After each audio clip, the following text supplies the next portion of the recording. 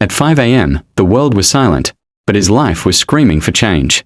While the city slept under warm blankets, a poor man sat awake in the dark, staring at a cracked ceiling, wondering how long a man could survive on hope alone. His name was Max. Max lived in a one-room apartment above a closed grocery store, where the smell of dust and old cardboard clung to the air like a memory that wouldn't leave. The walls were thin, the floor groaned under tired footsteps, and the small window looked out onto an alley filled with trash bags and flickering streetlights. Every night, Max came home exhausted, pockets nearly empty, shoulders heavy, carrying a quiet shame he never spoke about. He worked 2 jobs. One during the day loading boxes in a warehouse until his hands ached. Another at night cleaning office floors that shined brighter than his future. People walked past him every day without noticing.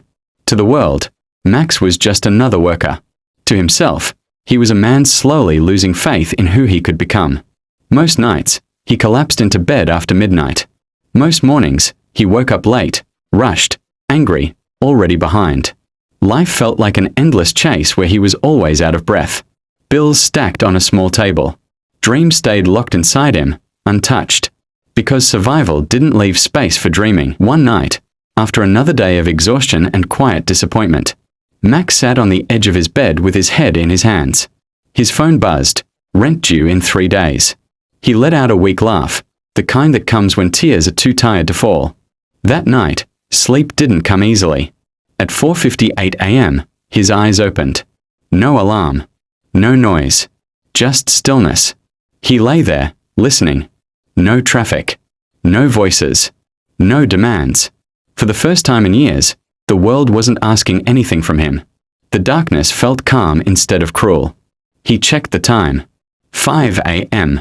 A small voice rose inside him, hesitant but clear. What if I didn't go back to sleep? Max sat up. He didn't know why, but something felt different. For the first time in a long time, he felt control. He made his bed slowly, drank a glass of water, pulled on a jacket and stepped outside into the cold morning air. The sky was deep blue, the street empty, the city breathing quietly. He started walking. No destination. Just movement. His breath formed clouds in front of him. With every step, his mind felt lighter. By the time the sun began to rise, something had shifted. Nothing in his life had changed yet, but something inside him had. Later that day, exhausted but strangely energized, Max noticed an old man sitting on a bench near the warehouse entrance. The man was there every morning after that. Same coat. Same thermos. Same calm presence before sunrise. One morning, Max nodded. The man nodded back. The next morning, they spoke. "You're up early," the man said with a gentle smile. "So are you," Max replied. The old man chuckled. "Early mornings saved my life." Those words followed Max through the entire day. From that point on, Max began waking up at 5 a.m. on purpose. Not perfectly. Some mornings he failed. Some mornings his body begged him to quit. But he kept returning to that quiet hour when the world was still asleep and his excuses had nowhere to hide. At 5 a.m., he read borrowed books. At 5 a.m., he learned new skills on an old phone using free Wi-Fi from a cafe across the street. At 5 a.m., he wrote goals on scrap paper because he couldn't afford notebooks. At 5 a.m., he exercised in an empty park, using benches as weights and discipline as fuel. He stopped giving his best energy to jobs that didn't care about him. He started giving it to himself. The old man became a silent mentor. Some mornings they talked. Some mornings they simply sat in silence.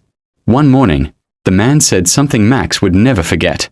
"Discipline feels heavy at first," he said, staring at the sunrise. "But regret weighs more." Weeks passed. Max's body changed. His posture changed. His eyes carried purpose instead of defeat. He was still poor, but he was no longer powerless. He applied for a better position at the warehouse. He failed the first time. Then the second. On the third attempt, the manager paused. "You're consistent," the manager said.